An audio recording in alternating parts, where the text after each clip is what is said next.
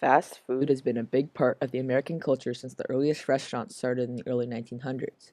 A&W, All American Food, was first introduced to the public as the first fast food restaurant in 1919. It all started with Roy Allen creating his famous root beer. While he was working in Arizona, he met a chemist who created the perfect root beer recipe. Roy Allen agreed and decided to purchase his recipe. He then decided to open a root beer stand, which became so popular he developed a restaurant called A&W. His restaurant later turned out to be one of America's most famous fast food restaurant chains. White Castle has also claimed to be the first fast food restaurant, developed in 1921. This famous chain was created by Walter Anderson and Edgar Ingram. The White Castle is famously known for their steam grilled patties. These two restaurants started something great. Their purpose of creating their restaurant was to make people happier by selling fast, cheap food that tasted great. This idea was expanded on later on in time as more competitors joined the business. This includes Taco Bell, Burger King, Subway, Carl's Jr., In-N-Out, Pizza Hut, KFC, Wendy's, Sonic, Domino's, Popeyes, Jack in the Box, Dairy Queen, and most famously McDonald's. These restaurants all have one thing in common: good food for a cheap price, fast service, and convenience. These traits definitely satisfy the customers and may be a little too much.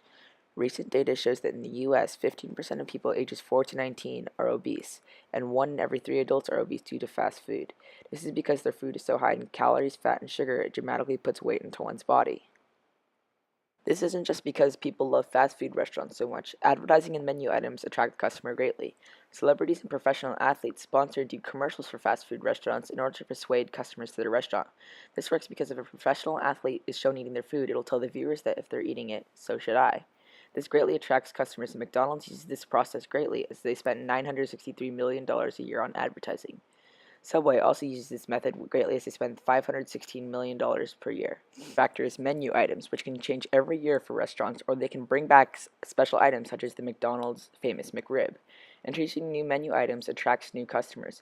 When Taco Bell introduced the Doritos Locos Tacos, they gained a 15% growth in yearly profits just due to one item. When McDonald's brings back the McRib, they have a $1.24 billion growth in their yearly profit, which was nearly $28.1 billion last year. Okay. How many employees do you have? 18 to 22, depending on the year. Okay.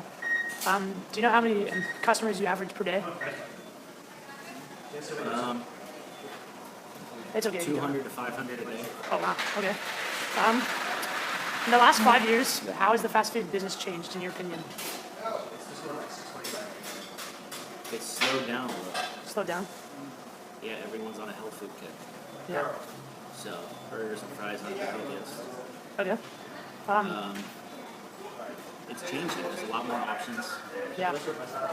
People have a lot more options to eat. Restaurants are popping up. But then again, it's also picking up a better option. Okay. Where do you get most of your business? The drive-through or walk-in? Drive-through. Drive-through? Well, it's 50-50. Okay. Drive-through gets 50% of the business. People want fast Fast food. food? Everyone's in a rush. Yeah. Do you know your most popular item? Burgers, floats. Oh, yeah. In the summertime, floats, but burgers, fries, and floats. That's never going to change. What's the busiest hour of the day? Lunchtime. Lunchtime? Do you get, local high schools coming here? Yeah. Yeah. What's the biggest challenge as a manager? Employees. Okay. It is the hardest part. That's it? The fast food industry has had a huge impact on society. It has had a positive and a negative effect on human beings. The positive effect is that it has provided many jobs as fast food chains are spread all around the world, giving an opportunity to people to apply for them. McDonald's leads other businesses with 440,000 employees. Without McDonald's, there would be 440,000 people without jobs. So fast food restaurants do provide jobs to people, and they are jobs that don't require many credentials, so they are pretty easy for the average person to obtain. The downside to fast food restaurants is that the healthiness of their products. Fast food happens to be very high in calories, fat, and sugar. These things cause your body to produce excess fat, creating obesity. America is sadly the most obese country. The National Institute of Health has studied this for many years by performing many studies. The NIH says that fast food has the greatest impact on obesity in today's society. In 2012, $4.6 billion were spent on fast food advertising, while only $116 million were spent on advertising fruits and vegetables. This is a dramatic difference on food we should be eating, such as fruits and vegetables, rather than fast food. The fast food industry is one of the greatest innovations ever developed and has dramatically changed the world and will continue to do so.